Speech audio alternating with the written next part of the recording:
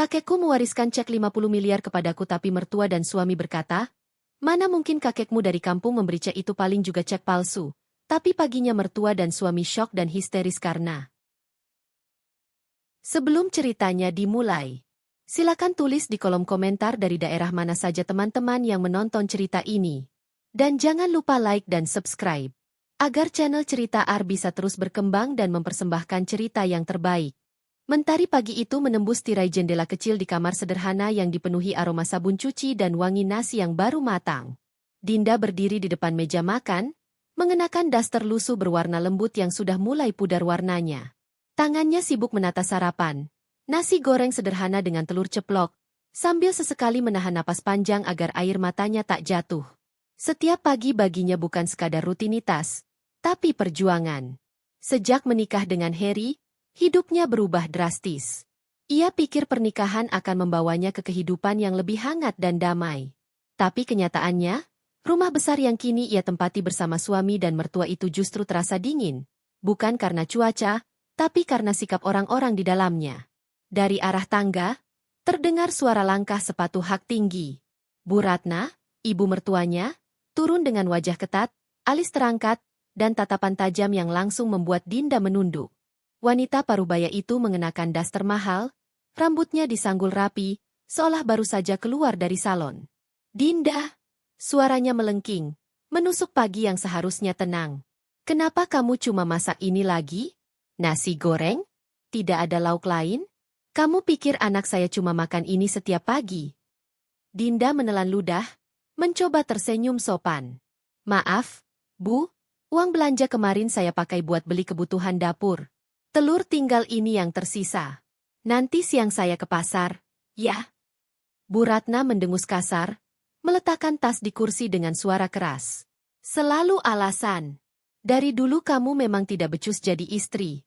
Kalau bukan karena anak saya kasihan sama kamu waktu itu, mungkin kamu sudah lama diceraikan. Dinda hanya diam. Sudah terlalu sering kalimat seperti itu meluncur dari bibir mertuanya. Ia tahu, melawan hanya akan membuat keadaan lebih buruk. Ia menarik napas panjang, mencoba menenangkan diri sambil menuangkan teh hangat ke cangkir. Tak lama kemudian, Harry muncul dari kamar. Tubuhnya tegap, berpenampilan rapi, wangi parfum menyebar ke seluruh ruangan. Ia menuruni tangga tanpa menatap istrinya, langsung duduk di kursi dan membuka ponsel. Pagi, Mas, ucap Dinda pelan. Harry hanya menjawab dengan gumaman, matanya masih tertuju pada layar. Bu Ratna segera duduk di sampingnya. Harry, lihat istrimu itu. Masakannya nggak layak. Setiap hari begitu-begitu saja. Aku jadi malu kalau ada tamu datang, dikira kamu nggak mampu kasih makan yang layak. Harry mendongak sekilas, lalu menatap Dinda tanpa ekspresi. Dinda, aku sudah bilang, kalau nggak bisa urus rumah, ya bilang. Jangan buat malu. Mama sudah benar. Kamu harus bisa menyesuaikan diri. Ini bukan rumah kampung lagi. Kalimat itu seperti belati yang menusuk hati Dinda. Ia menggigit bibir, menahan air mata yang hampir menetes. Suaranya tercekat. Maaf, Mas, aku cuma berusaha melakukan yang terbaik. Berusaha. Bu Ratna menimpali cepat. Berusaha dari dulu hasilnya tetap aja gagal. Kamu cuma bisa ngabisin uang dan bikin repot. Aku heran. Harry, kenapa kamu dulu bisa jatuh cinta sama perempuan kayak gini? Dari kampung, nggak punya apa-apa, cuma modal wajah pas-pasan. Dinda menunduk makin dalam. Dalam hatinya, ia menjerit. Tapi yang keluar hanyalah napas berat. Ia tahu melawan hanya akan memperkeruh suasana. Ia sudah terbiasa dicemooh. Tentang asalnya dari kampung kecil di Jawa Tengah, tentang rumah kayu sederhana yang dulu ia tinggali bersama kakeknya. Namun, ada satu hal yang selalu ia banggakan. Kakek Sastro. Sosok yang membesarkannya dengan kasih sayang tanpa batas. Kakeknya selalu berkata, tidak apa-apa miskin harta, asal kaya hati. Ucapan itu selalu jadi kekuatan Dinda di tengah badai penghinaan yang tak henti datang. Siang harinya, setelah Harry pergi bekerja, Dinda duduk di teras belakang, mencuci pakaian dengan tangan. Matahari terasa menyengat, namun pikirannya jauh lebih panas dari udara. Ia teringat masa-masa dulu, saat masih di kampung, hidupnya memang sederhana tapi penuh tawa dan ketulusan. Tidak ada yang menilai orang dari pakaian atau uang. Tidak ada yang mengukur cinta dengan harta. Sebuah pesan masuk ke ponselnya. Dinda mengambilnya dengan tangan basah. Pesan itu dari Buati, tetangganya di kampung. Din, kakekmu sakit keras. Sudah beberapa hari nggak mau makan. Katanya kangen kamu. Kalau bisa, pulanglah, nak.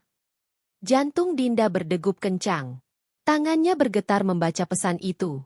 Air matanya mengalir tanpa sadar.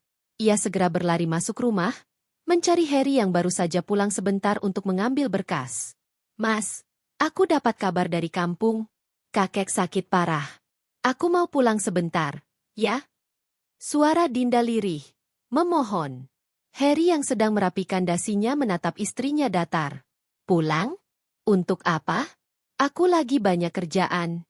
Lagian siapa yang mau biayai ongkosmu ke sana? Aku nggak ada uang lebih. Dinda menatapnya dengan mata berkaca. Aku bisa naik bus, Mas. Aku cuma mau jenguk sebentar. Bu Ratna yang mendengar percakapan itu langsung menimpali dari ruang tamu. Jangan ngada-ngada, Din. Orang tua di kampung itu cuma bikin alasan biar kamu minta uang. Sudahlah, di sini aja bantuin aku bersih-bersih. Jangan pakai alasan kakek sakit buat kabur dari tanggung jawab rumah. Dinda tercekat. Bu, aku cuma mau jenguk. Sudah, potong Bu Ratna dengan nada tinggi. Kamu pikir kami nggak tahu? Pasti nanti pulang bawa-bawa keluarga kampungmu minta uang, kan? Aku nggak mau. Air mata Dinda menetes di pipinya. Ia menunduk, menggenggam ujung dasternya erat. Tak ada lagi kata yang keluar dari bibirnya. Ia tahu, berbicara lebih jauh hanya akan membuatnya diusir. Malam itu, setelah semua tertidur, Dinda duduk di tepi ranjang. Matanya sembab, tangannya menggenggam ponsel dengan kuat. Ia menatap foto kakek Sastro di layar, wajah tua yang selalu tersenyum, penuh kasih, seperti selalu memeluknya dari jauh. Ia menatap langit di luar jendela, berbisik pelan. Maaf, Keh, Dinda belum bisa pulang.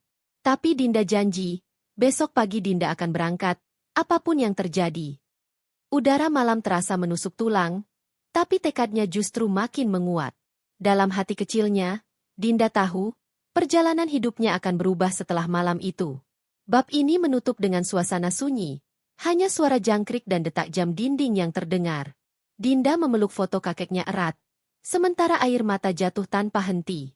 Ia tak tahu, bahwa perjalanan kecil menuju kampung esok pagi bukan hanya sekadar menjemput kenangan. Tapi juga awal dari takdir besar yang akan mengguncang hidupnya, suaminya, dan mertuanya.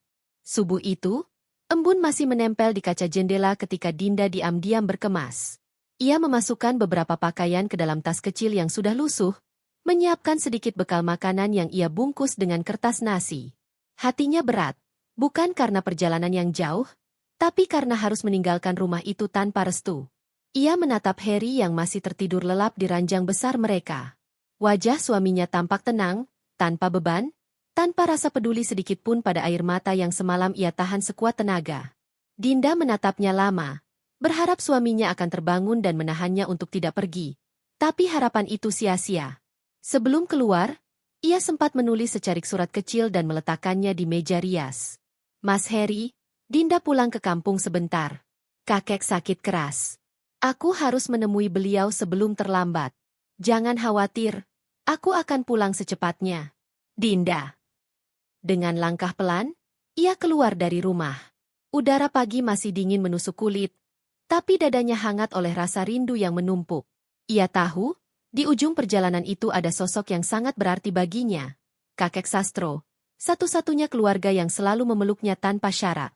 Perjalanan menuju kampung memakan waktu hampir 8 jam. Bus yang ia tumpangi melaju pelan di antara jalanan berkelok, melewati sawah yang terbentang luas dan pepohonan yang berbaris rapi. Dinda memandangi pemandangan itu dengan mata berkaca-kaca. Hatinya melayang pada masa kecil yang begitu sederhana.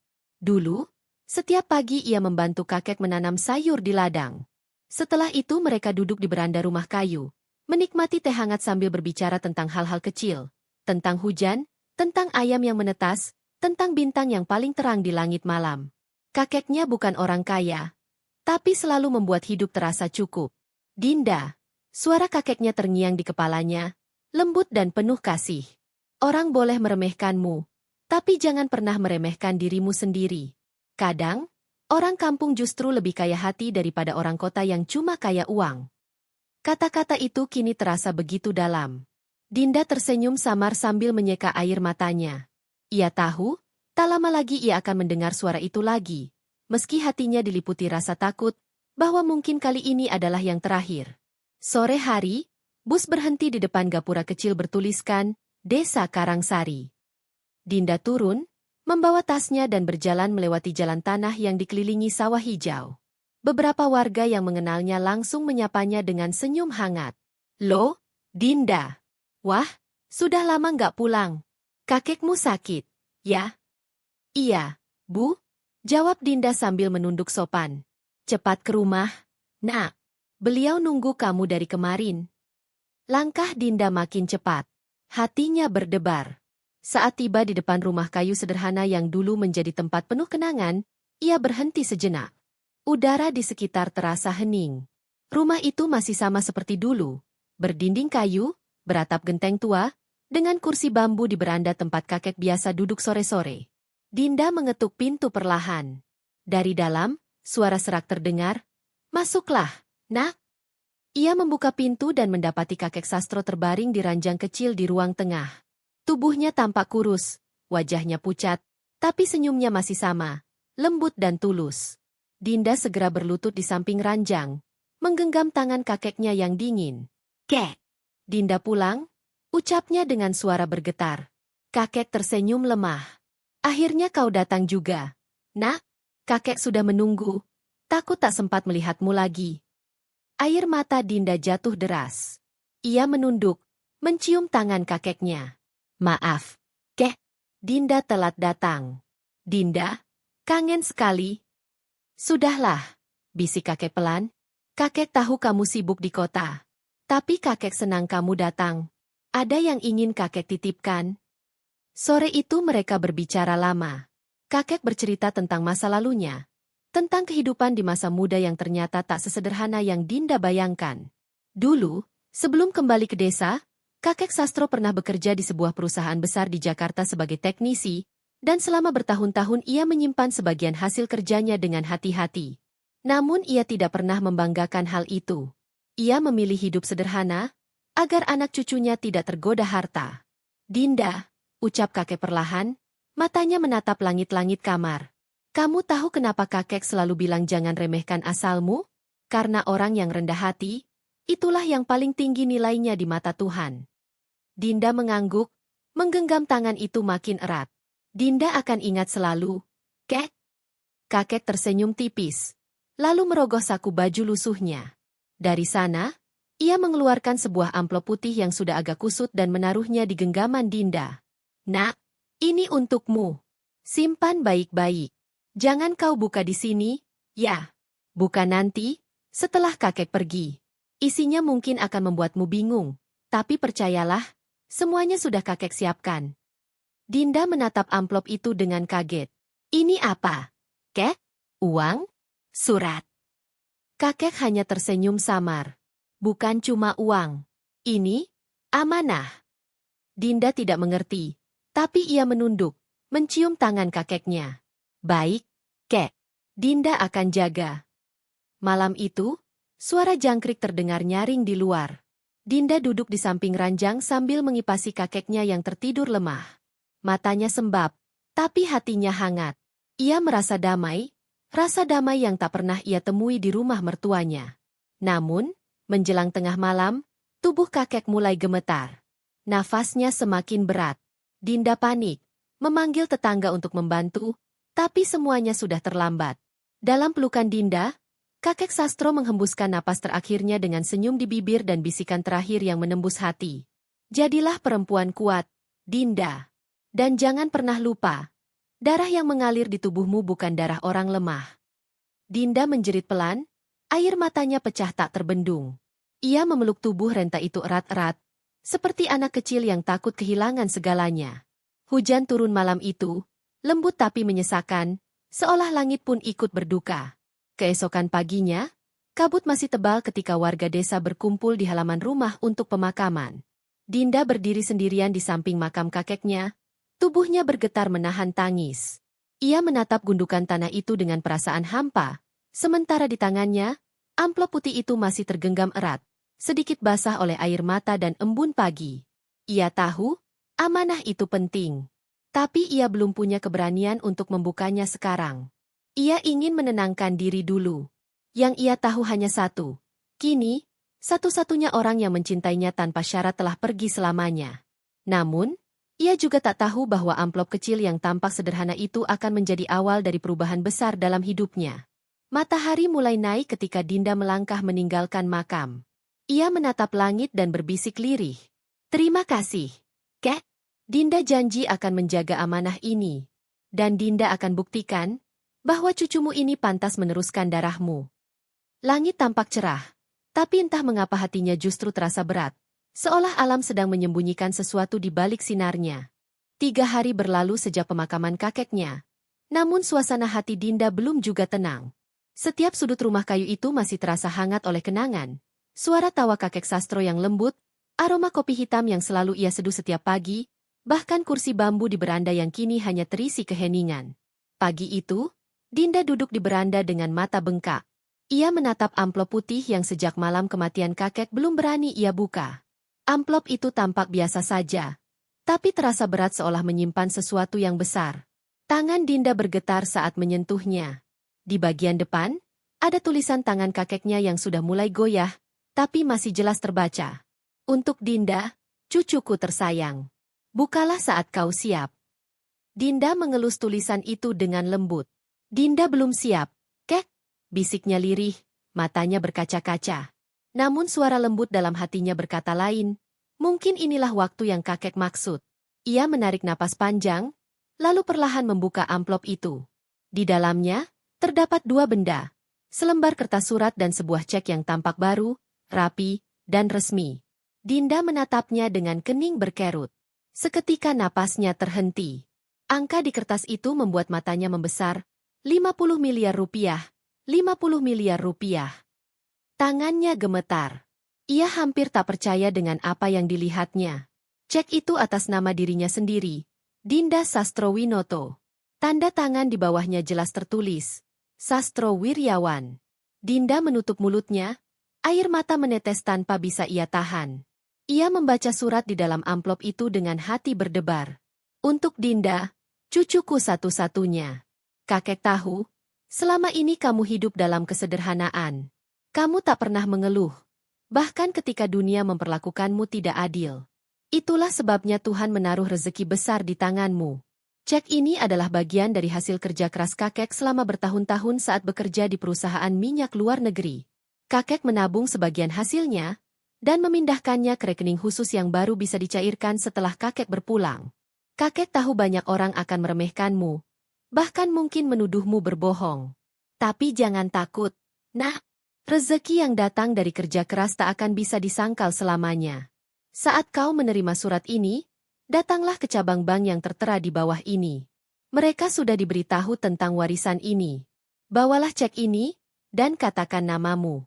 Gunakan harta ini untuk kebaikan, bukan untuk membalas kebencian. Ingat pesan kakek, orang baik mungkin kalah di mata manusia, tapi tidak pernah kalah di mata Tuhan. Dengan cinta, Kakek Sastro. Dinda menggigit bibir. Matanya kini banjir air mata. Ia tidak tahu apakah harus menangis atau tertawa.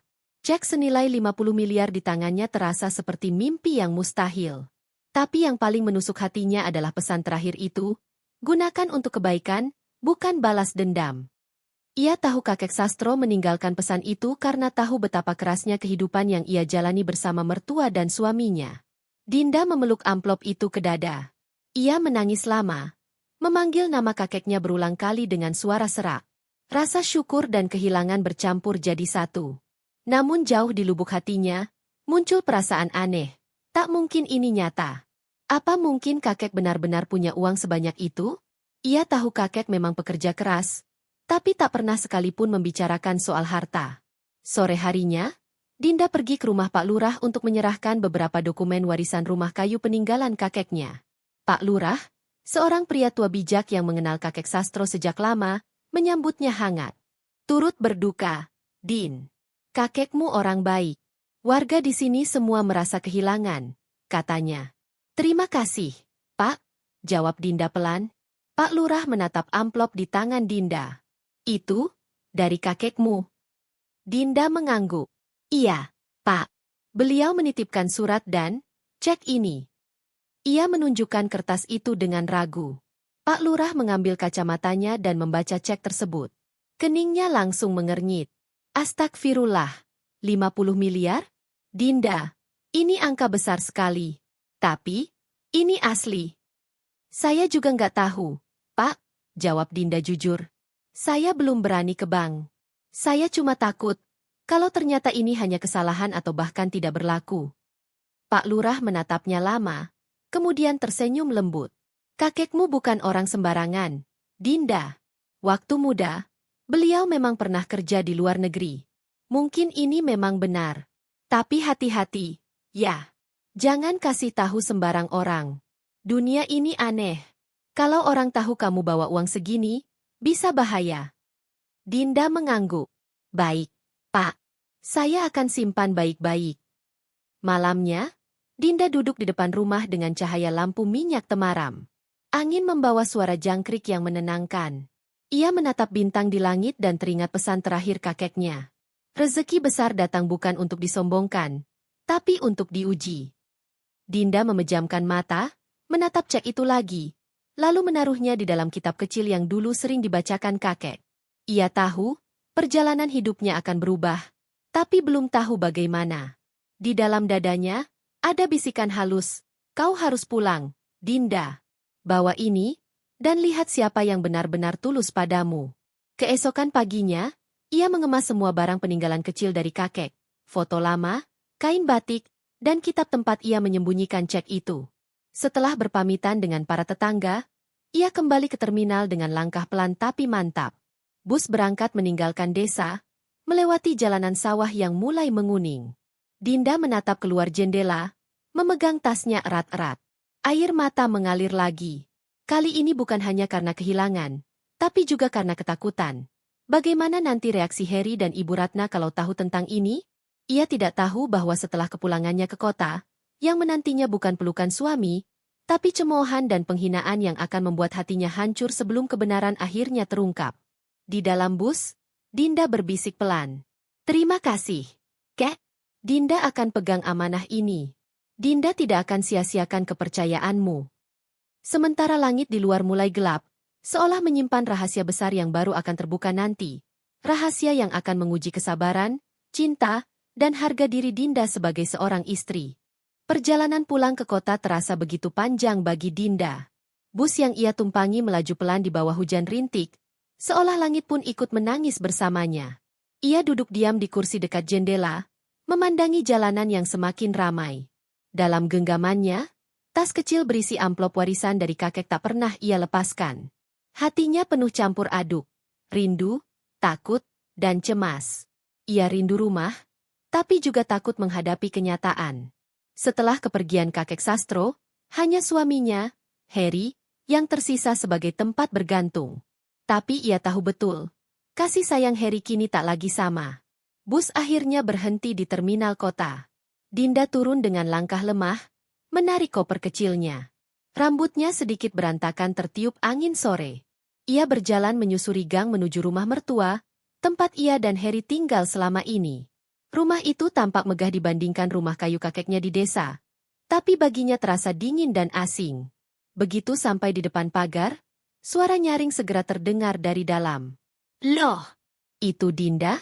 Akhirnya pulang juga. Ya, dikira udah betah di kampung. Suara Bu Ratna, mertua Dinda, terdengar ketus dari teras. Ia duduk dengan daster bunga-bunga sambil menyeruput kopi. Tatapannya tajam, bibirnya tersenyum sinis. Dinda menunduk sopan. Assalamualaikum, Bu. Waalaikumsalam. Bawa apa tuh koper segede gaban? Jangan bilang mau numpang lama-lama lagi di rumah ini, kata Bu Ratna sambil melirik dengan pandangan meremehkan. Dinda menelan ludah. Saya cuma bawa beberapa barang dari rumah kakek, Bu. Oh iya, kakek kamu udah meninggal, ya? Yah, namanya juga udah tua. Tapi ya kasihan juga, cuma kamu doang yang dia punya. Nada bicaranya terdengar seolah iba, tapi jelas menyengat di telinga Dinda. Belum sempat Dinda menjawab, suara Harry muncul dari ruang tamu. Dinda? Kamu udah pulang? Dinda mengangkat wajahnya pelan. Hatinya berdebar. Ia ingin berlari memeluk suaminya, tapi senyum yang ia harapkan tidak muncul. Harry berdiri di ambang pintu, mengenakan kaos oblong dan celana pendek. Tatapannya datar, bahkan sedikit kesal. Kamu lama banget di kampung. Katanya cuma seminggu, tapi hampir sebulan baru balik. Kamu kira aku nggak capek kerja sendirian di sini? Dinda menunduk. Maaf, Mas, kakek sakit parah waktu itu. Aku nggak bisa ninggalin. Harry mendengus. Alasan. Kalau tahu kamu bakal tinggal lama, harusnya kamu bilang dari awal. Aku juga bisa atur waktu. Sekarang malah bikin aku malu di depan orang tua. Bu Ratna menimpali dengan nada tinggi. Udahlah, Her. Dari dulu juga ibumu udah bilang, perempuan kayak Dinda tuh cuma bisa nyusahin. Lihat aja penampilannya. Balik dari kampung, bajunya kayak orang gak punya. Kamu tuh harusnya nyari istri yang bisa bikin bangga, bukan yang kayak gini. Kata-kata itu menampar hati Dinda dalam. Ia mencoba menahan air mata. Saya minta maaf kalau selama ini banyak salah, Bu. Tapi, saya pulang bawa sesuatu. Dari kakek. Bu Ratna mendengus sambil menatap sinis. Halah, paling cuma bawa kain batik sama kenangan, kan? Apalagi yang bisa dibawa dari orang tua di kampung. Dinda menggeleng pelan. Ia lalu mengeluarkan amplop dari dalam tas kecilnya dan menaruhnya di meja. Ini, Bu, Mas, kakek nitip untuk saya. Katanya, ini peninggalan terakhirnya. Harry menatap amplop itu sekilas. Apa tuh? Uang ratusan ribu? Atau surat tanah sawah? Dinda menggigit bibir. Ia ragu sejenak, tapi akhirnya berkata lirih. Cek, dari rekening kakek. 50 miliar rupiah. Seketika suasana rumah itu membeku. Bu Ratna yang tadinya duduk santai kini menatap Dinda dengan mata membulat. Apa kamu bilang? 50. Apa? 50 miliar, Bu, ulang Dinda dengan suara bergetar. Ini buktinya. Ia menunjukkan cek itu, yang terlipat rapi di dalam plastik bening. Harry segera mengambilnya dan membaca dengan tergesa. Matanya langsung membesar. Ini asli. Saya belum cek ke bank, Mas, tapi suratnya dari kakek sendiri. Harry menatapnya lama, seolah masih tak percaya. Tapi tiba-tiba wajahnya berubah. Bukan kagum, tapi sinis. Ia tertawa kecil, mengejek. Hahaha, Dinda, kamu jangan halu deh. 50 miliar? Dari kakek yang tinggal di rumah kayu reot itu? Kamu pikir aku bodoh? Bu Ratna ikut tertawa keras. Iya. Astaga, Dinda. Cek 50 miliar. Bisa-bisanya kamu percaya. Jangan-jangan kamu beli di pasar loak. Atau kamu ditipu orang, ya? Air mata mulai menetes di pipi Dinda. Saya nggak bohong, Bu. Ini suratnya juga ada. Semua tulisan tangan kakek. Sudahlah, potong Harry dengan nada keras. Jangan bikin malu keluarga dengan omongan nggak masuk akal. Kalau kamu nggak mau aku anggap gila, buang aja cek palsu itu. Dinda menggenggam cek itu erat-erat. Saya nggak akan buang, Mas. Saya tahu ini nyata. Kakek nggak pernah bohong sama saya. Bu Ratna mendengus sambil melipat tangan di dada. Kalau memang itu nyata, buktikan. Besok bawa ke bank. Kalau ternyata palsu, keluar kamu dari rumah ini. Aku nggak mau punya menantu penipu. Suasana jadi tegang. Dinda tak sanggup berkata apa-apa. Hatinya hancur, bukan karena ancaman, tapi karena orang yang seharusnya melindunginya justru merendahkannya. Malam itu, Dinda duduk sendirian di kamar kecil di ujung rumah. Cek itu ia peluk erat di dada, sambil menangis tanpa suara. Ia teringat kata-kata kakeknya, jangan gunakan untuk membalas kebencian. Namun di dalam dirinya, api kecil mulai menyala. Bukan karena dendam, tapi karena tekad. Ia harus membuktikan bahwa kakeknya tidak salah. bahwa dirinya bukan pembohong, dan bahwa harga dirinya, yang selama ini diinjak, akan berdiri lagi suatu hari nanti. Di luar kamar, Bu Ratna dan Heri masih terdengar bercakap-cakap dengan nada meremehkan. "Halah, nanti juga kebukti sendiri itu cuma mimpi," ujar Bu Ratna sambil tertawa. Heri menimpali, "Iya, Bu. Perempuan kampung kayak dia nggak mungkin punya apa-apa." Namun mereka tak tahu bahwa keesokan harinya, Dinda benar-benar akan ke bank. Dan di sanalah segalanya akan berubah. Malam itu terasa begitu panjang bagi Dinda. Langit gelap tanpa bintang, angin berhembus pelan dari celah jendela kamar kecil tempat ia tidur. Di atas ranjang sederhana, Dinda berbaring memeluk bantal yang sudah basah oleh air mata. Suara tawa dan obrolan dari ruang tamu terdengar jelas. Heri dan Bu Ratna masih berbincang dengan nada tinggi, membicarakan dirinya. "Dasar perempuan kampung. Ngaku-ngaku punya cek 50 miliar, tapi bajunya aja nggak punya yang layak." Terdengar suara Bu Ratna mengejek dari ruang tamu. Heri menimpali dengan nada malas, "Aku juga bingung, Bu. Aku kerja mati-matian di kantor, tapi istri malah balik bawa mimpi. Emang dasar kebanyakan nonton sinetron." Tawa mereka menggema sampai ke kamar. Dinda menutup telinganya, berusaha tak mendengar. Tapi setiap kata yang keluar dari mulut mereka seperti belati yang menusuk hatinya. Ia bangkit pelan dan duduk di tepi ranjang. Cahaya redup dari lampu kamar membuat wajahnya terlihat pucat. Tapi matanya masih menyimpan sisa air mata. Ia menatap amplop berisi cek di tangannya. "Kakek, apa aku salah percaya sama mereka?" bisiknya lirih. Dinda tahu ia tidak salah. Tapi entah kenapa, setiap kali Heri berbicara seperti itu, hatinya terasa hancur. Ia mencintai Heri dulu, tapi kini, cinta itu perlahan berubah jadi luka yang menyesakan. Sekitar pukul 9 malam, pintu kamarnya diketuk keras. "Dinda," suara Heri terdengar ketus. "Keluar sebentar. Ibu mau ngomong." Dinda buru-buru menyeka air mata dan membuka pintu. Di ruang tamu, Bu Ratna sudah duduk di kursi dengan wajah angkuh. Di meja, ada nampan berisi teh dan beberapa kue, tapi suasana rumah terasa tegang. "Dinda, duduk," kata Bu Ratna tanpa senyum. Dinda menurut, duduk di kursi paling ujung. "Bu, ada apa?" tanyanya pelan. Bu Ratna langsung menatapnya tajam. "Aku cuma mau kasih tahu. Mulai besok kamu jangan mimpi tinggi-tinggi. Cek itu pasti palsu. Aku nggak mau kamu bikin malu keluarga ini di depan tetangga." Dinda menunduk. "Saya cuma ingin memastikan kebenarannya, Bu. Besok saya mau ke bank." "Ke bank?" potong Bu Ratna dengan suara tinggi. "Kamu pikir pegawai bank bakal percaya sama orang kayak kamu? Dengan baju itu?" Dinda menatap pakaiannya. Baju rumahan polos warna krem, lengan panjang, sedikit lusuh tapi masih bersih. Ia tahu, penampilan itu sering dijadikan alasan untuk merendahkannya. "Saya nggak peduli, Bu. Yang penting saya tahu niat saya baik," ucap Dinda berusaha tegar. Heri berdiri dari kursinya dengan nada marah. "Sudahlah, Din. Kamu tuh bikin malu. Besok kalau maksa ke bank dan ternyata palsu, kamu tanggung sendiri akibatnya. Aku nggak mau ikut campur. Jangan bawa-bawa nama keluarga." Dinda menggigit bibir menahan tangis.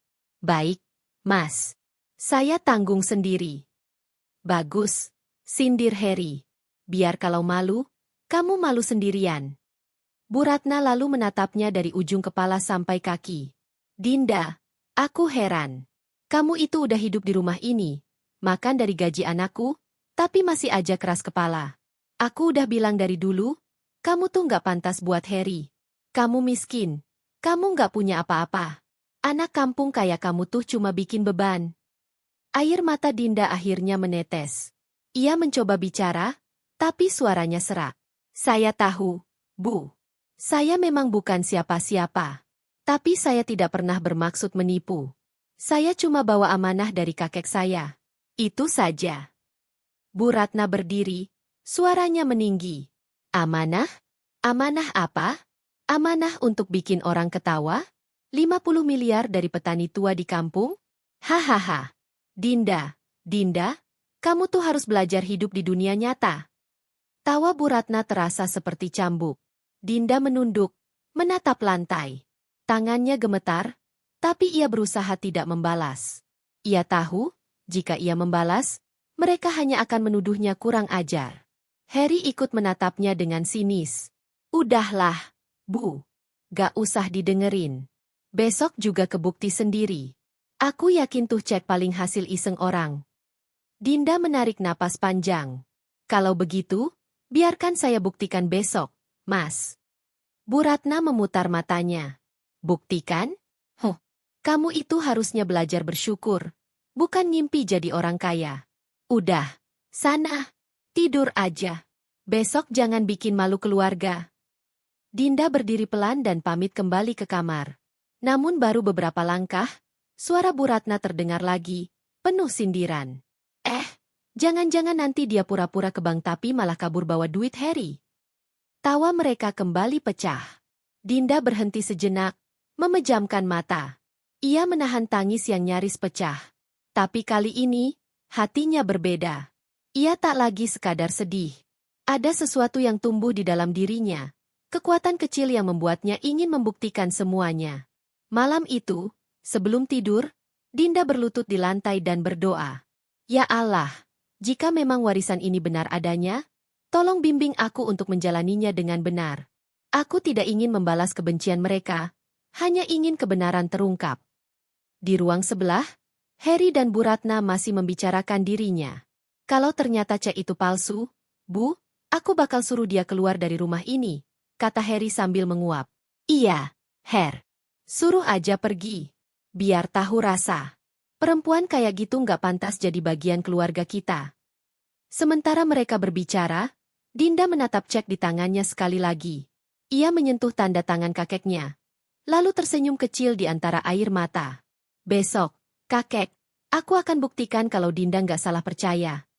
Dan malam itu, meski penuh penghinaan, ia tidur dengan hati yang mantap. Karena esok hari akan menjadi hari pembuktian, hari di mana harga dirinya dipertaruhkan di depan mereka semua. Fajar itu datang dengan langit berwarna oranye lembut. Burung-burung mulai berkicau, pertanda hari baru dimulai. Namun di rumah Bu Ratna, suasana pagi bukanlah ketenangan, melainkan dingin dan penuh ketegangan. Dinda sudah bangun sejak sebelum subuh. Ia menyiapkan air wudhu dan sholat dengan khusyuk, meski hatinya berdebar. Setelah selesai, ia menatap cek di tangannya, lalu memasukkannya ke dalam map bening bersama surat tulisan tangan kakeknya. Ia tahu, hari ini akan menjadi titik penentu dalam hidupnya. Entah membuktikan kebenaran, atau menjadi bahan tertawaan selamanya. Dari dapur, terdengar suara langkah kaki Bu Ratna. Wanita itu keluar dengan daster dan wajah tanpa ekspresi. Begitu melihat Dinda yang sudah rapi dengan baju sederhana dan jilbab pastel, matanya menyipit. Loh, mau kemana pagi-pagi begini? Tanyanya ketus. Ke bank, Bu, jawab Dinda pelan tapi tegas. Saya mau memastikan soal cek dari kakek. Bu Ratna mendengus keras. Astaga, kamu masih ngotot juga? Hahaha, ya sudah. Pergi aja. Biar nanti kamu tahu sendiri rasanya ditertawakan satpam bank. Tak lama, Harry keluar dari kamar, masih mengenakan kaos oblong. Rambutnya acak-acakan. Udah pagi-pagi bikin ribut aja. Mau ke bank? Ya pergi aja sendiri. Jangan ajak-ajak aku. Aku nggak mau ikut malu, katanya sambil mengambil segelas air. Dinda mengangguk. Baik, Mas. Saya pergi sendiri. Tanpa menunggu lagi, Dinda melangkah keluar. Udara pagi terasa dingin, tapi langkahnya mantap. Ia naik angkutan kota menuju pusat kota, tempat bank utama Nusantara berdiri megah. Gedung tinggi itu memantulkan cahaya matahari pagi, membuatnya sedikit silau. Ketika sampai di depan bank, ia menarik napas panjang. Ia menatap cek di tangannya sekali lagi sebelum masuk. Bismillah. Begitu masuk lobi, beberapa orang berpakaian formal menatapnya sekilas. Penampilan Dinda yang sederhana membuatnya tampak berbeda di antara pengunjung lain yang berjas dan berdandan rapi. Ia melangkah ke arah meja pelayanan dengan gugup. Selamat pagi, Ibu. Ada yang bisa kami bantu? Sapa petugas wanita ramah dengan senyum sopan. Dinda mengangguk pelan. Saya mau menanyakan soal cek ini, Mbak. Cek ini dari almarhum kakek saya. Petugas itu mengambil ceknya dan memeriksa. Namun setelah membaca angka dan tanda tangan di atas kertas itu, ekspresinya berubah. Dari sopan menjadi bingung, bahkan sedikit curiga. Mohon tunggu sebentar, Ibu, katanya terbata, lalu segera pergi membawa cek itu ke ruangan belakang. Dinda menatap ke sekeliling, mencoba tetap tenang. Tapi dalam hati, ia mulai khawatir. Apa benar seperti kata mereka? Jangan-jangan ini memang palsu, pikirnya. Beberapa menit kemudian, seorang pria berpakaian jas hitam keluar dari ruangan VIP diiringi 2 staf bank. Ia berjalan cepat menghampiri Dinda. Wajahnya serius, tapi bukan dengan ekspresi marah, lebih ke heran dan hormat. "Permisi, apakah Ibu Dinda?" tanya pria itu dengan nada sopan namun tegas. Iya, Pak," jawab Dinda gugup. Pria itu tersenyum tipis. "Mohon ikut saya sebentar, Bu. Ada yang ingin kami bicarakan." Dinda sempat terkejut. Orang-orang di ruang tunggu mulai melirik. Ia menunduk, lalu mengikuti pria itu masuk ke ruang direktur utama. Begitu masuk, suasana berubah total. Ruangan itu luas dan mewah, dengan aroma kopi yang wangi dan udara sejuk dari pendingin ruangan. Pria berjas tadi duduk di hadapannya. "Perkenalkan, saya Pak Aditya, Direktur Utama Bank Utama Nusantara. Kami baru saja memverifikasi cek yang Ibu bawa." Dinda menelan ludah, jantungnya berdetak kencang. "Bagaimana, Pak? Apakah cek itu palsu?" Pak Aditya menatapnya lekat, lalu tersenyum ramah. "Sebaliknya, Bu Dinda, cek ini sangat asli. Bahkan, kami baru saja konfirmasi bahwa rekening atas nama Sastro Wibowo, kakek Anda, masih aktif, dan nilainya sesuai dengan angka di cek ini." Dinda terdiam. Ia tidak percaya dengan apa yang baru saja didengarnya. Asli, Pak." Pak Aditya mengangguk. "Betul sekali. Dan sesuai data kami, Bapak Sastro telah menuliskan nama Anda sebagai penerima tunggal. Artinya, semua dana di rekening beliau kini menjadi milik Anda sepenuhnya." Air mata langsung mengalir di pipi Dinda. Ia menutup mulutnya menahan tangis. "Ya Allah, kakek, ternyata benar." Pak Aditya menatapnya dengan empati. "Kami juga menerima pesan khusus dari notaris yang menangani warisan ini. Katanya, beliau ingin Anda diperlakukan dengan hormat dan diberi pelayanan prioritas. Bahkan kami sudah menyiapkan mobil kantor untuk menjemput Anda secara resmi, agar proses pencairan bisa dilakukan hari ini juga." Dinda tertegun. Menjemput saya?" "Ya, Bu. Kami akan mengantar Anda langsung ke cabang utama untuk tanda tangan pencairan dana. Semua biaya dan pengawalan sudah diatur." Di luar, 2 mobil hitam bank sudah menunggu di depan pintu utama. Beberapa staf menunduk hormat saat Dinda keluar dari ruangan. Semua pandangan tertuju padanya, wanita sederhana yang baru saja diketahui sebagai ahli waris miliaran rupiah. Sementara itu, di rumah, Heri dan Bu Ratna sedang sarapan. Mereka tertawa-tawa membicarakan Dinda yang dianggap halu. "Hahaha, aku bisa bayangin tuh wajahnya Dinda waktu ditolak Satpam Bank," canda Heri sambil menyeruput kopi. Bu Ratna menimpali, "Iya, paling malu banget tuh dia. Gila aja, 50 miliar. Kakeknya aja punya sawah sepetak." Namun tawa mereka mendadak terhenti saat terdengar suara mobil berhenti di depan rumah. Mereka menatap keluar lewat jendela. 2 mobil hitam berlogo Bank Utama Nusantara berhenti di depan pagar. Dari dalam mobil pertama, turun 2 staf bank berpakaian formal, diikuti seorang wanita berhijab pastel dengan langkah anggun dan tenang. Itu Dinda. Ia berdiri di depan pagar, wajahnya lembut tapi penuh wibawa. Sementara 2 petugas menghampiri pintu rumah dan berkata sopan, "Permisi, apakah ini kediaman Ibu Dinda? Kami dari Bank Utama Nusantara datang untuk menjemput beliau ke kantor pusat. Cek warisan atas nama beliau akan segera dicairkan hari ini." Bu Ratna dan Heri saling menatap dengan wajah pucat. Heri bangkit terburu-buru. Suaranya tercekat. Apa maksudnya?" Salah satu staf menjawab tegas, "Kami sudah memastikan keaslian dokumen. Nilai warisannya mencapai 50 miliar rupiah. Dan sesuai permintaan direktur, kami datang menjemput beliau secara resmi." Bu Ratna menelan ludah, wajahnya berubah pucat pasi. 50 miliar? Gumamnya pelan.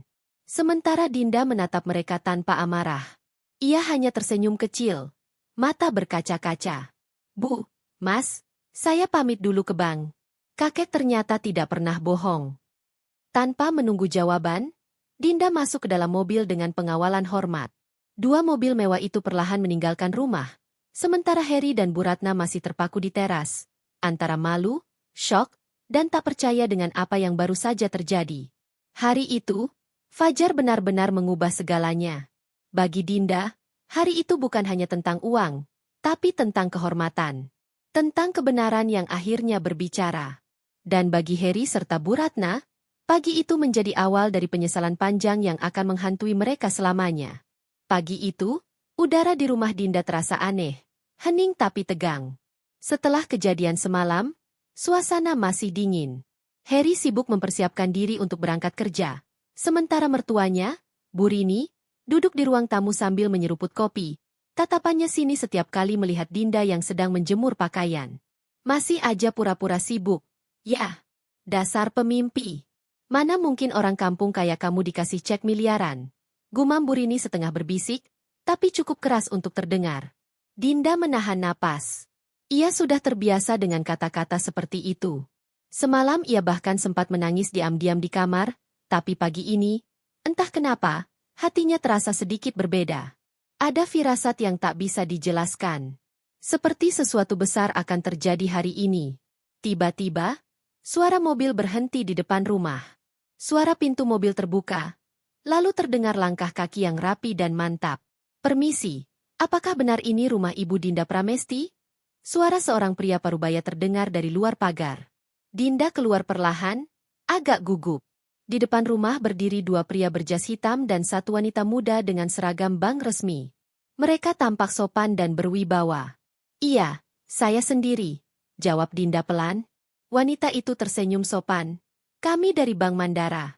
Kami mendapat laporan bahwa Ibu Dinda memiliki cek atas nama almarhum Bapak Sutarmo.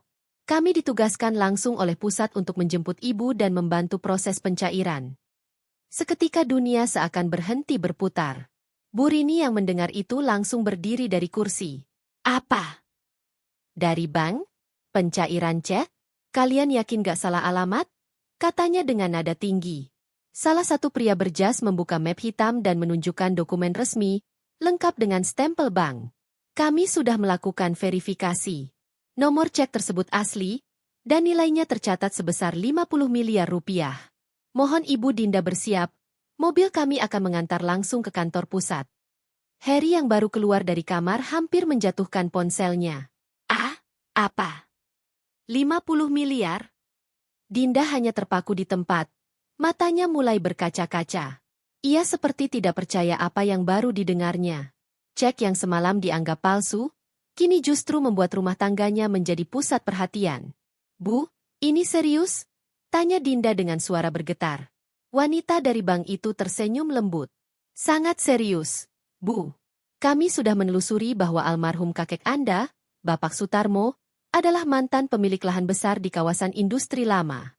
Beliau menjual tanah itu kepada pihak pengembang beberapa tahun lalu, dan hasilnya disimpan dalam bentuk deposito. Cek itu adalah bagian warisan Anda. Bu Rini langsung terduduk di kursi, wajahnya pucat pasi. Harry menatap istrinya dengan mata lebar, penuh kebingungan dan rasa malu yang menyesakan. Tidak mungkin. Jadi semua ini, benar? Gumam Harry tak percaya. Dinda menunduk, suaranya lirih tapi bergetar kuat. Aku sudah bilang dari awal, Her, kakek gak pernah bohong. Mobil hitam elegan itu berhenti tepat di depan pagar. Pria berjas membukakan pintu dengan sopan. Silakan, Bu Dinda. Direktur kami juga ingin bertemu langsung dengan Anda. Kami akan antar dengan pengawalan. Dinda berdiri pelan. Tangannya gemetar ketika meraih tas kecilnya. Ia menatap Harry dan Bu Rini sejenak. Doakan aku, ucapnya singkat. Tak ada balasan. Hanya tatapan kosong dan wajah malu yang tertunduk. Dinda melangkah masuk ke mobil. Dalam hati, ia masih sulit percaya bahwa kehidupannya yang selama ini penuh hinaan, kini berubah dalam sekejap. Mobil melaju perlahan meninggalkan halaman rumah. Dari kaca jendela, Dinda melihat Harry yang berdiri kaku di depan rumah, sementara Bu Rini terisak menahan malu di kursi ruang tamu. Sementara itu, Di dalam mobil, wanita dari bank berkata dengan lembut, "Kami sudah menyiapkan ruang khusus, Bu Dinda. Direktur kami sangat menghormati almarhum kakek Anda. Katanya, beliau adalah orang jujur dan sangat disegani di daerahnya." Air mata Dinda menetes tanpa bisa ditahan. Ia menatap keluar jendela, melihat langit yang cerah seolah menyambut langkah barunya. "Terima kasih, Kek," bisiknya lirih. Akhirnya, kebenaran datang juga. Mobil itu melaju ke arah pusat kota, membawa Dinda menuju babak baru dalam hidupnya. Babak yang akan mengubah segalanya, termasuk harga diri yang selama ini diinjak-injak oleh orang yang paling ia percayai.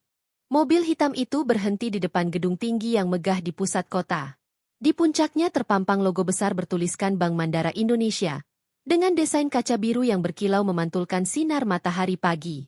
Dinda memandang gedung itu dengan perasaan campur aduk, gugup, bingung, tapi juga sedikit lega. Pintu mobil dibuka oleh salah satu staf bank. "Silakan, Bu Dinda. Direktur kami sudah menunggu di ruang pertemuan lantai 15. Langkah Dinda terasa berat. Ia menatap sekeliling, semua tampak mewah dan asing baginya. Lantai marmer berkilau, dinding kaca jernih, dan aroma kopi mahal bercampur dengan wangi ruangan ber-AC. Semua terasa begitu jauh dari kehidupannya yang selama ini sederhana dan penuh tekanan di rumah mertua. "Silakan ke ruang ini, Bu," ujar wanita muda berseragam bank sambil membukakan pintu besar berwarna coklat gelap. Di dalamnya, seorang pria parubaya dengan jas abu-abu elegan berdiri menyambutnya. Rambutnya sedikit memutih di sisi, tapi auranya berwibawa dan hangat. Ia tersenyum ramah. "Selamat pagi, Ibu Dinda. Saya Arman, Direktur Utama Bank Mandara," ucapnya sambil menjabat tangan Dinda dengan sopan. "Kami sudah lama menantikan kedatangan Anda." Dinda bingung. "Menanti kedatangan saya, Pak?" Pak Arman mengangguk pelan, kemudian mempersilakannya duduk di kursi kulit empuk di hadapannya. "Sebelum meninggal, almarhum kakek Anda, Bapak Sutarmo, datang langsung ke kantor kami sekitar 2 tahun lalu. Beliau menitipkan sejumlah aset dan surat wasiat, dengan pesan khusus agar diserahkan hanya kepada cucunya yang bernama Dinda Pramesti setelah beliau wafat." Dinda menatapnya tak percaya. "Jadi, kakek sudah mempersiapkan ini sejak lama?" "Benar," jawab Pak Arman sambil membuka map tebal di hadapannya. Ia mengeluarkan beberapa dokumen yang sudah dilaminasi rapi. "Beliau adalah salah satu nasabah tertua kami. Tapi bukan hanya itu yang membuat kami menghormatinya, Bu Dinda." Dinda menelan ludah, matanya mulai berkaca-kaca. "Apa maksud Bapak?" Pak Arman tersenyum tipis, lalu memperlihatkan sebuah foto lama. Foto seorang pria tua berpakaian sederhana berdiri di depan lahan luas yang kini dikenal sebagai kawasan industri besar di luar kota. Bapak Sutarmo adalah pemilik asli dari lahan itu. Ia menjualnya kepada pengembang besar 5 tahun lalu. Nilai transaksi waktu itu mencapai lebih dari 200 miliar rupiah. Dinda terkejut, menutup mulutnya dengan tangan. 200 miliar? "Benar, Bu. Tapi beliau menolak mengambil seluruh uangnya. Hanya sebagian kecil yang ditarik untuk membangun rumah dan membantu warga desa. Sisanya beliau simpan di bank kami dalam bentuk deposito jangka panjang dan sertifikat aset. Beliau hanya berpesan satu hal, bahwa uang ini akan diwariskan kepada cucunya, Dinda, sebagai bentuk rasa cintanya." Dinda menangis pelan. Air matanya jatuh satu persatu, membasahi tangannya. "Kakek, selama ini aku pikir beliau hanya petani biasa yang hidup sederhana." Pak Arman tersenyum hangat. "Beliau memang petani, tapi juga seorang dermawan besar yang menyembunyikan kekayaannya agar tidak disalahgunakan. Beliau dikenal jujur dan sangat rendah hati. Banyak orang di desa tidak tahu bahwa mereka hidup makmur karena lahan dan pekerjaan yang beliau ciptakan." Dinda memandangi foto kakeknya lama-lama. Dalam hatinya timbul rasa sesal dan haru yang tak terbendung. Ia teringat wajah tua itu, penuh kerut, tangan kasar karena bekerja di sawah, tapi senyumnya selalu tulus setiap kali memeluknya. "Jadi selama ini, kakek sudah tahu aku akan dilecehkan karena kemiskinan." "Ya, Pak," ucapnya lirih. "Beliau pasti ingin aku kuat dulu sebelum tahu kebenaran ini." Pak Arman mengangguk pelan. "Mungkin benar, Bu. Kadang orang bijak tidak memberi kita kekayaan di awal, tapi memberi kita waktu untuk belajar agar kelak kita bisa menjaga kekayaan itu dengan benar." Suasana di ruangan itu menjadi hening. Hanya terdengar detak jam di dinding dan desiran lembut pendingin ruangan. Setelah beberapa saat, Pak Arman menyerahkan sebuah amplop putih tebal. Ini surat asli dari almarhum. Mohon dibaca. Dengan tangan bergetar, Dinda membuka amplop itu. Tulisan tangan yang sudah dikenalnya memenuhi halaman pertama. Tulisan yang sederhana tapi tegas. Dinda, cucuku tersayang. Jika kamu membaca surat ini, berarti kakek sudah tidak ada. Jangan menangis. Kakek ingin kamu tahu bahwa selama hidup, kakek tidak pernah miskin. Kakek hanya ingin kamu tumbuh jadi perempuan yang kuat, yang tahu rasanya diremehkan agar kelak kamu tidak jadi sombong saat dihormati. Warisan ini bukan hanya uang, tapi juga nama baik dan tanggung jawab. Gunakanlah untuk kebaikan. Tangis Dinda pecah seketika. Ia menutup mulutnya. Tubuhnya bergetar menahan emosi yang meluap. Selama ini, kakeknya bukan hanya meninggalkan harta, tapi juga warisan moral yang jauh lebih berharga. Pak Arman menatapnya dengan penuh rasa hormat. Kami akan bantu mengatur semuanya, Bu.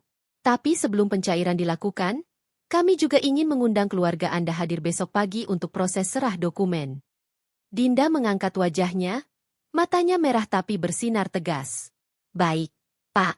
Saya akan datang bersama mereka. Dalam hatinya, ia sudah tahu, esok hari akan menjadi hari yang tak akan pernah dilupakan. Hari di mana kebenaran akan berdiri di hadapan orang-orang yang dulu menghinanya. Hari di mana nama kakeknya akan dibersihkan dengan kebanggaan yang seharusnya. Sebelum meninggalkan ruangan, Dinda sempat menatap foto kakeknya sekali lagi. Ia berbisik pelan, dengan senyum kecil di wajah yang masih basah oleh air mata. Terima kasih, Kek. Aku janji, aku gak akan sia-siakan amanah ini. Pagi itu, udara di rumah Dinda terasa berbeda. Biasanya, suara cibir dan sindiran dari Bu Rini sudah memenuhi ruang tamu sejak matahari belum tinggi. Namun kali ini, semuanya hening. Sunyi, seperti ada sesuatu yang menekan dari dalam. Bu Rini duduk di kursi ruang tamu dengan wajah pucat. Wajahnya tegang, matanya sayu, dan tangannya gemetar memegang secangkir teh yang dari tadi tak tersentuh. Heri mondar-mandir di depan jendela, menatap ke arah jalan dengan gelisah. Mas, kamu yakin mereka bakal datang lagi hari ini? Tanya Bu Rini dengan suara serak. Heri menelan ludah. Suaranya bergetar. Tadi pagi aku ditelepon. Katanya jam 10 mobil dari bank bakal datang jemput Dinda buat proses serah dokumen warisan. Dan mereka juga undang kita. Bu Rini langsung terdiam. Wajahnya seketika semakin pucat. Astagfirullah. Jadi benar semua itu? Cek itu beneran asli? 50 miliar itu beneran ada? Heri tak menjawab. Ia hanya menunduk. Dalam kepalanya, bayangan semalam masih menghantui. Saat dua petugas bank dengan hormat menjemput Dinda, menyebutkan nama lengkap kakeknya, dan memastikan bahwa Dinda adalah ahli warisah dari almarhum Sutarmo. Semuanya terasa seperti mimpi buruk. Mimpi buruk bagi mereka yang dulu menghina. Suara mesin mobil berhenti di depan rumah. Pintu mobil terbuka. Bu Rini langsung berdiri, tubuhnya menegang. Dari balik jendela, ia melihat mobil hitam yang sama seperti kemarin berhenti di depan pagar. Dua pria berjas keluar lebih dulu, lalu pintu belakang terbuka perlahan. Dinda turun dari mobil dengan penampilan yang begitu berbeda dari biasanya. Bukan lagi dengan das terlusuh dan wajah lelah, tapi dengan setelan rapi warna krem muda, rambut disanggul sederhana, dan raut wajah yang tenang tapi berwibawa. Di tangannya tergenggam map putih dengan logo bank yang elegan. Ia tampak anggun, tapi matanya menyimpan dingin yang dalam. Assalamualaikum. Sapa Dinda pelan namun tegas begitu memasuki ruang tamu. Bu Rini dan Heri hanya bisa menjawab lirih. Waalaikumsalam. Suasana tegang. Tak ada yang berani bicara lebih dulu. Dinda duduk di kursi yang dulu sering ia duduki setiap kali dimarahi. Namun kali ini, posisi dan auranya jauh berbeda. Aku kesini bukan untuk membahas masa lalu, ucap Dinda datar. Tapi pihak bank minta kalian ikut tanda tangan beberapa dokumen pendamping, karena statusku masih terikat pernikahan. Heri menelan ludah. Jadi, semua itu benar? Cek itu benar-benar asli. Dinda menatapnya tanpa ekspresi. Kamu masih meragukannya setelah semua yang terjadi? Bu Rini spontan bersuara. Suaranya gemetar. Dinda. Nah, maafkan ibu. Ya. Ibu cuma takut waktu itu. Mana mungkin orang kampung kayak Bapak Sutarmo punya uang sebanyak itu. Ibu gak tahu kalau ternyata beliau orang jujur dan kaya yang gak pernah sombong? Potong Dinda. Suaranya pelan tapi tajam. Iya, Bu. Beliau memang begitu. Dan sayangnya, sifat itu gak nurun ke keluarga suamiku. Bu Rini menunduk. Air matanya mulai menetes. Ibu hilaf. Nak. Dinda menarik napas panjang. Kalau ibu hilaf, semoga ibu belajar dari ini. Uang bisa hilang, tapi harga diri gak bisa dibeli. Selama ini ibu hina aku, rendahkan keluargaku, bahkan bilang aku perempuan kampung yang gak pantas sama Harry. Sekarang lihatlah, siapa yang sebenarnya salah menilai. Harry hanya bisa diam. Ia ingin berbicara, tapi tenggorokannya terasa kering. Semua kata yang dulu ia ucapkan pada Dinda kini terasa seperti duri yang menusuk balik dirinya. Ia teringat jelas malam di mana ia tertawa saat ibunya menyebut cek itu palsu. Ia bahkan sempat berkata kasar pada Dinda, bahwa istrinya pembohong, pemimpi, dan membawa malu. Kini, ucapan itu menghantuinya. Suasana makin hening. Sampai akhirnya terdengar ketukan pintu. 3 orang dari bank masuk dengan sopan, membawa berkas-berkas dan tablet untuk tanda tangan digital. Selamat pagi, Ibu Dinda. Kami hanya perlu tanda tangan beberapa dokumen peralihan rekening dan aktivasi deposito warisan. Prosesnya cepat saja. Semua mata tertuju pada Dinda. Petugas itu bahkan memanggilnya Ibu Dinda dengan penuh hormat. Saat tanda tangan dilakukan, Bu Rini sampai menahan napas. Ia tak percaya bahwa menantunya yang dulu sering disuruh cuci piring dan dipanggil beban, kini duduk dikelilingi orang-orang bank penting, diperlakukan bak tamu kehormatan. Petugas bank itu sempat tersenyum dan berkata, "Selamat ya, Bu Dinda. Dengan ini, semua aset peninggalan almarhum Sutarmo resmi menjadi milik Anda. Nilainya akan ditransfer secara bertahap ke rekening pribadi Anda, sesuai amanat beliau." Bu Rini hampir pingsan mendengar kalimat itu. Harry pun hanya bisa menatap kosong. Wajahnya penuh penyesalan. Setelah para petugas berpamitan, Dinda berdiri dan menatap keduanya. Tatapannya tenang, tapi menyakitkan. Rumah ini dulu penuh cibiran, tapi sekarang penuh ketakutan. Ya, katanya lirih. Mungkin ini pelajaran buat kalian. Jangan pernah remehkan orang hanya karena tampak miskin. Kadang, yang kalian hina justru punya berkat yang belum waktunya kalian tahu. Ia berjalan menuju pintu, lalu berhenti sejenak. Oh ya, Ibu, aku sudah minta pihak bank bantu perbaiki rumah ini. Tapi bukan buat kalian. Aku cuma gak mau rumah peninggalan kakekku terlihat hina karena perilaku penghuninya. Harry berusaha mengejar. Dinda, tunggu. Aku salah. Aku minta maaf, Din. Aku cuma takut. Aku bodoh. Dinda berbalik perlahan, menatapnya dalam-dalam. Kamu gak cuma bodoh, Her? Kamu juga buta oleh gengsi dan malu sendiri. Dan sekarang, kamu baru sadar setelah semuanya terlambat. Lalu ia melangkah pergi. Suara pintu menutup lembut, tapi gema langkahnya terasa mengguncang seluruh rumah. Bu Rini langsung duduk lemas, menutupi wajahnya dengan kedua tangan sambil menangis. Ya Allah, apa yang sudah ibu lakukan? Harry hanya berdiri diam. Matanya kosong menatap ke arah pintu yang baru saja ditutup Dinda. Rumah itu terasa sesak, dingin, dan penuh ketakutan. Seolah bayangan semua hinaan dulu kini kembali menghantam mereka satu persatu. Dinda melangkah menuju mobil yang menunggunya di luar. Ia menatap langit biru, tersenyum tipis meski air matanya masih menetes. Kini ia tahu, kebenaran dan harga diri tak butuh pembuktian keras. Kadang, cukup waktu yang akan memperlihatkan siapa yang benar-benar berharga.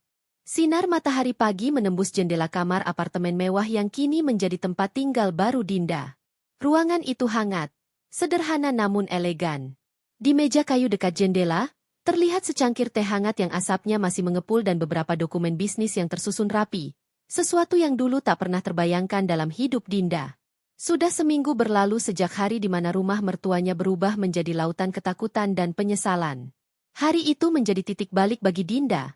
Dari seorang istri yang selalu diremehkan, menjadi perempuan yang akhirnya berdiri dengan kepala tegak, dihormati bukan karena harta, tapi karena keteguhan hatinya. Ia menatap keluar jendela, ke arah kota yang ramai di bawah sana. Dalam hatinya, tak ada dendam. Hanya rasa syukur dan ketenangan yang baru. Sebuah suara lembut memecah keheningan. Bu Dinda, tamu dari yayasan sudah datang, ujar asisten pribadinya yang baru, seorang wanita muda bernama Lila. Dinda mengangguk sambil tersenyum. Baik, Lila. Suruh mereka tunggu di ruang tamu. Saya segera ke sana. Ia menatap pantulan dirinya di cermin. Wajahnya masih sama, tapi sorot matanya jauh berbeda. Kini penuh keyakinan dan kebijaksanaan. Ia teringat kata-kata kakeknya dalam surat itu, gunakanlah untuk kebaikan. Dinda tak ingin kekayaan warisan itu membuatnya sombong. Ia tahu bagaimana rasanya diremehkan, dipandang rendah, bahkan dihina di rumah sendiri. Dan ia tidak mau orang lain merasakan luka yang sama. Di ruang tamu, 3 orang perwakilan yayasan sosial sudah menunggu. Mereka membicarakan rencana Dinda untuk membangun Rumah Harapan Sutarmo, sebuah lembaga yang akan membantu anak-anak dari keluarga miskin untuk bersekolah dan mendapatkan pelatihan kerja. Dana awal akan saya berikan dari hasil pencairan warisan, ujar Dinda tenang. Saya ingin nama kakek saya selalu diingat bukan karena uangnya, tapi karena kebaikan yang beliau tinggalkan. Salah satu perwakilan yayasan menatapnya kagum. Ibu benar-benar luar biasa. Tidak banyak orang yang mau berbagi sebanyak ini. Dinda tersenyum lembut. Saya dulu pernah hidup tanpa harga diri karena kemiskinan. Saya tahu rasanya jadi kecil di hadapan orang lain. Saya gak mau anak-anak itu tumbuh dengan rasa hina seperti yang pernah saya rasakan. Suasana menjadi haru. Kata-kata Dinda tulus, keluar dari luka yang sudah berubah menjadi kekuatan. Setelah mereka pamit, Dinda duduk sendiri di ruang tamu, menatap foto kakeknya yang terpajang di dinding. Di foto itu, senyum kakek tampak lembut, seolah sedang menatapnya dari surga. Kek, ucapnya pelan, aku udah mulai jalanin amanahmu. Aku gak akan biarkan harta ini cuma bikin aku tinggi hati. Aku mau bantu orang lain seperti yang dulu kakek bantu aku. Matanya berkaca-kaca, tapi bibirnya tersenyum hangat. Tak lama kemudian, ponselnya berdering. Nama, Harry, muncul di layar. Dinda menatapnya lama, sebelum akhirnya menekan tombol ignore. Ia sudah tidak ingin kembali ke masa lalu. Luka itu sudah selesai. Yang ia butuhkan kini adalah kedamaian, bukan penyesalan orang lain. Namun setelah beberapa detik, pesan masuk dari Harry. Dinda, aku minta maaf. Aku tahu aku gak pantas lagi, tapi aku cuma mau bilang, aku bangga pernah jadi suamimu. Dinda membaca pesan itu tanpa emosi berlebih. Ia menatap langit-langit ruangan, lalu mengetik balasan singkat. Terima kasih, Her. Aku juga sudah maafkan kamu. Hidup kita sekarang jalan masing-masing. Jaga ibu baik-baik. Pesan terkirim. Setelah itu, Dinda mematikan ponselnya. Ia berdiri, melangkah ke balkon apartemen. Angin lembut menerpa wajahnya. Dari ketinggian itu, kota tampak kecil, hiruk-pikuk tapi indah. Sama seperti kehidupannya yang dulu penuh hiruk-pikuk masalah. Tapi kini terasa damai karena ia sudah belajar melepaskan. Dinda menatap langit biru, memejamkan mata sejenak. Dalam hatinya ia tahu, kekuatan sejati bukan datang dari harta, tapi dari kemampuan untuk berdiri setelah dihancurkan, untuk memaafkan setelah disakiti, dan untuk tetap lembut meski pernah diremehkan. Kini, ia bukan lagi Dinda yang dulu. Ia adalah Dinda yang baru. Wanita yang menemukan kekuatan dari luka, ketenangan dari cobaan, dan makna sejati dari warisan sang kakek. Ia tersenyum dan berbisik lembut ke arah langit. Terima kasih, Kek. Aku sudah menemukan diriku sendiri. Langit siang itu tampak cerah. Seperti ikut tersenyum bersama Dinda yang akhirnya benar-benar bebas. Tamat.